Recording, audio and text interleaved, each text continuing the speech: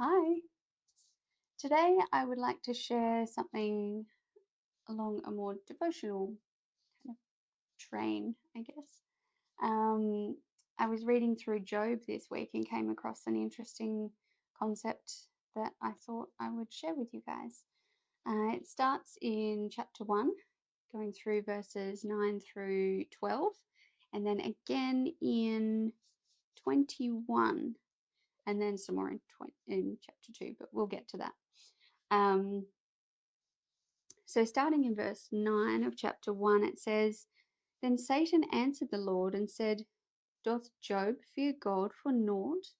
Hast not thou made an hedge about him, and about his house, and about all that he hath on every side? Thou hast blessed the work of his hands, and his substance is increased in the land. But put forth thine hand now, and touch all that he hath, and he will curse thee to thy face. And the Lord said unto Satan, Behold, all that he hath is in thy power, only upon himself put not forth thine hand. So Satan went forth from the presence of the Lord. So, to summarize that, Satan is saying, oh, backtrack a little bit. God was saying, Isn't Job a wonderful person? He's righteous, all this sort of thing. And Satan turns around and he says, Well, of course. I mean, you make his life perfect. Why wouldn't it be easy for him to do everything right? And so then, and the other thing that Satan also says is if you stop protecting him, because putting a hedge about him is protecting him from me, then he will curse you. And God then turned around and said, Okay, all that he has is in your power, but don't touch Job. Which I found interesting because Satan is saying if you put forth your hand to harm him, but he's kind of equating that with taking away the hedge of protection. And then when you get to verse 21, Job is saying, Naked came I out of my mother's womb, and naked shall I return thither. The Lord gave, and the Lord hath taken away.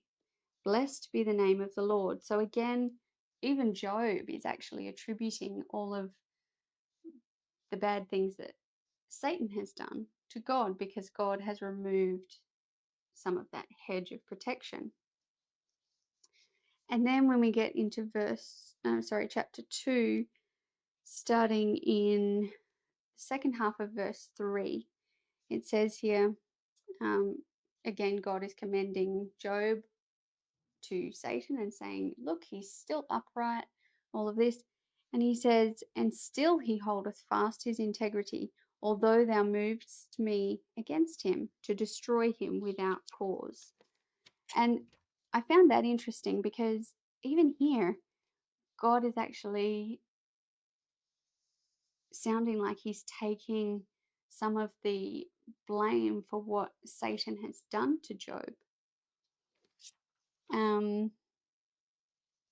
Then, if we read down verse 5, this is Satan talking to God again. He's saying, But put forth thine hand now, and touch his bone and his flesh, and he will curse thee to thy face. And the Lord said unto Satan, Behold, he is in thine hand, but save his life. So, again, Satan is saying, If you put forth your hand to touch him, and we know that it's not God doing it, it's Satan doing it. Actually, what God is doing is removing layers of protection.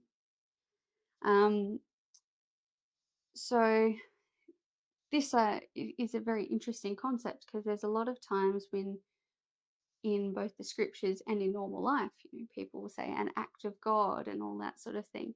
And don't get me wrong, there are biblical examples of judgments of God saying that city is just so wicked, they're just poisoning the earth.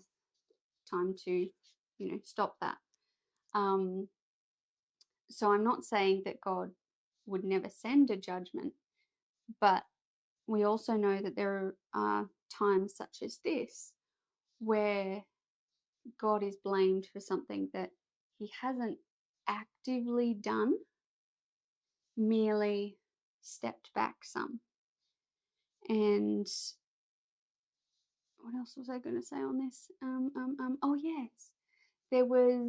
I once heard somebody say that in the Hebrew way of thinking, um, which, as far as we're aware, Job is before the Jewish and Hebrew nation, but we presume it was somewhat similar and it would have likely been there when the Bible was actually being written, because as far as we know, the Bible didn't actually start being written until the Hebrews as a nation were there. So, yes, their way of thinking was that if you were able to help, you were obliged to do so. If you did not help, you were actually just as guilty as if you had have actively participated in the wrong done to whomever.